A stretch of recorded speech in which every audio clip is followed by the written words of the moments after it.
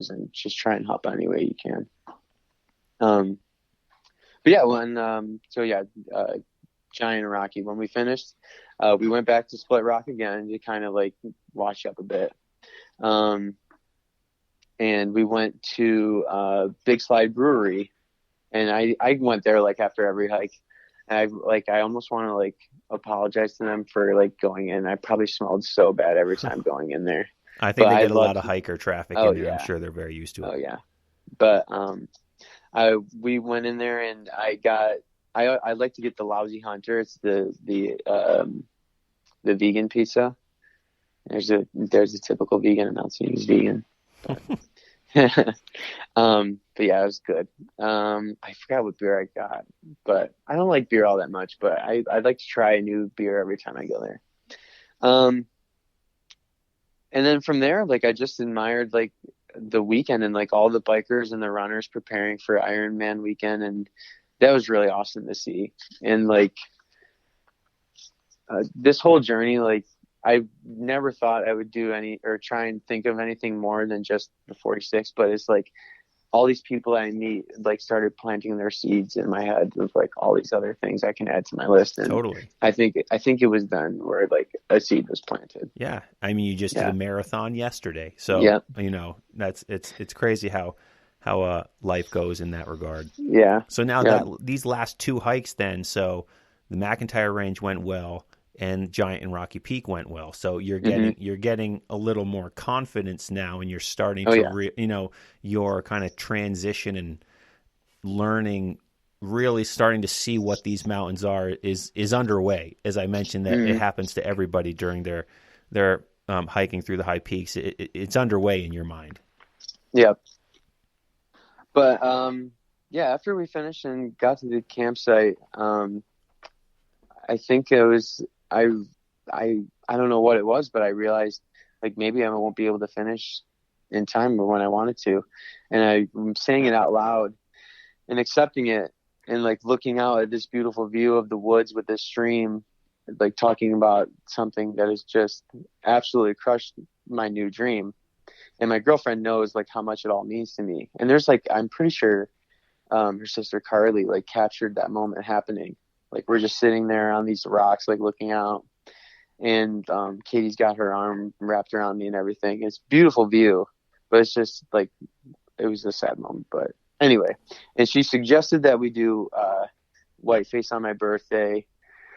That way people that didn't want to hike it would be able to like drive up and greet me. So I agreed to it. But I was super bummed, but I think it was like on the way home I was like, no, I can make this work. I can make this work. You refuse to accept that being bummed, and that's what I appreciate. And that's why you're here. That's why I was like, I need to have John on the show, because I can personally relate to that idea where you get bummed out and then you say, no, I'm not, that's not happening. Mm-hmm. And dude, sometimes that's what you need. That's the kick in the pants that you need. And you still made it happen. So continue. Yeah. Thank you. Yeah. And I think it was on the way home where I already started planning how I could possibly finish by my birthday in October, knowing how difficult it was hiking 2 days in a row, doing the Seward Range 2 days in a row, after just finishing a weekend trip where I took a day off in between, which was so great. But I realized like if I wanted to finish by end of October, there was going to have to be some weeks where I hiked high peaks 3 days in a row. So 2 weeks later, August 14th, 2019, I go back and I hike Marshall solo. And this was my first trip I did where I started in the dark. Okay. And what trip number is this now for you out of the 12? This is number 6. 6? Okay, got it. I think, yeah. So this is your sixth trip up. Yeah. And I started from Upper Works. And did I hear on one of your podcast episodes you've never been to Upper Works? Yeah, I've still to this day never hiked from the Upper Works. If I'm gonna hike, I'll just go to the lodge. It's 2 miles from my house. So I've actually never hiked. I've never hiked from there. No. I don't know if anybody can agree with me on this, but I got like a really weird and eerie feeling from Upper Works. It's like I mean, it's beautiful. The wilderness is beautiful, but with like the old McIntyre furnace there, and like there's like old abandoned like random fire pits with these really tall chimneys, a random bathtub like laying there, and then like there's a parking lot and off to the left. If you're looking at the parking lot and like the trailhead for Marshall or wherever you want to go, off to the left there's like an old abandoned house too, or whatever that was. It's like it was weird, but I don't know. I always kind of like psyched myself out a lot and thought like the worst possible outcome of everything. I don't know why. But, well, I mean, the woods can be a spooky place at all yeah, times. Yeah. Even on a nice sunny day, it can have some very spookiness to it for sure. Yeah, totally. But I woke up and I started at, I think like 4:30 in the morning. I will say, I love hiking in the dark with people. I think it's really cool, but solo hiking in the dark, like I was terrified. It's a game changer for sure. Yeah. But, Marshall was great. I loved Marshall. I went up the Herbert Brook Trail, which is also one of my favorites. Beautiful trail. And I went down the Cold Brook Pass so I could see the airplane, which I highly recommend because that was really cool. But the Cold Brook Pass was like really rough in the beginning coming down. It like almost felt like bushwhacking. I was getting like smacked in the face by branches and stuff, which felt like every 2 seconds. On my way down, I ran into this one guy that was coming up with nothing other than a weighted vest. And I thought that was absolutely nuts. And he told me that like after he was done doing Marshall, he wanted to go do Cliff and Redfield. And he went on to explain that he was an ultra runner and he'll drive up from Syracuse just to come and get a workout in the high peaks because it helps him with his ultra runs. And I think then there was another seed that was planted. Okay. That's super impressive. So like an actual weight vest like you'd see like in a gym? Yeah, it was not like a backpack. Yeah. Wow. Yeah. That was nuts. Amazing. But yeah, props to that guy. So again, like I still had the plan to do Allen for number 17. So Marshall was 16, and I planned to do Allen the next day. But on my way down Marshall, I have no idea what happened, but my knee got like really tight. I didn't hear a pop or anything, but it was like I'm like running down, and I didn't hear anything. I don't know what I said, but it just happened like boom. And my knee just got really tight, and like I couldn't extend my leg without feeling any kind of like tension or pullback in the back of my knee.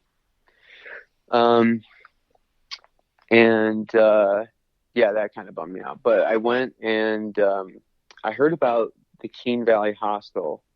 They offer showers to people that want to just come and shower for $5. I think I took a wrong turn when I went there, and I actually went down this trail that I think it's called Trails End Inn. That was a beautiful place. I didn't stay the night there, but that was really beautiful. If I can recommend a place to somebody, and they told me where to go for the Keene Valley Hostel, and what to do and stuff. Like you walk in, the doors are never locked, unless I think you can rent it out for like a private party. You walk in and you just put your money in this little tiny envelope, and there's like a mailbox in this like entry room. And they've got towels there for you. They just ask that you put your towel in the hamper. And I've stayed there a few times like during my journey. Like they've got a full kitchen there with like dishes, silverware, or anything. They've got a ton of beds upstairs. After I cleaned up, I went to Lake Placid and I walked around a bit on Main Street, just trying to stretch out my leg. Like I do after a lot of my hikes, I love to go sit out in the Adirondack chairs out on Mirror Lake. And as I'm sitting there and I'm looking across Mirror Lake, like really bummed out about my knee, I'm seeing all these hills and mountains across the way, and I'm like, I wonder. So I look up on All Trails. I just pulled up All Trails where I was at. And I see Cobble Hill across the way. I'm like, oh, that's the Lake Placid Niner. Let's go and check it out and test out my knee if I'm able to do anything tomorrow. Which is another one I wanted to bring up, like how some of the LP Niners are like a bit steep. Like there's two different sections you can go. You can go the long, easier route up Cobble Hill, or you can go the short and harder way up Cobble Hill. There's like a rock slab that's like, holy cow, like it had definitely a high peak essence to it. Big time. Yeah, especially in the winter. yeah. I can't. I don't even think I'd ever want to do that in the winter. Yeah. Yeah, I get down from doing Cobble Hill, and yeah, my knee was too tight, and I was like, "There's no way I want to go hike 9 miles out in the wilderness on top of a mountain and have something worse happen to my knee." So I called it.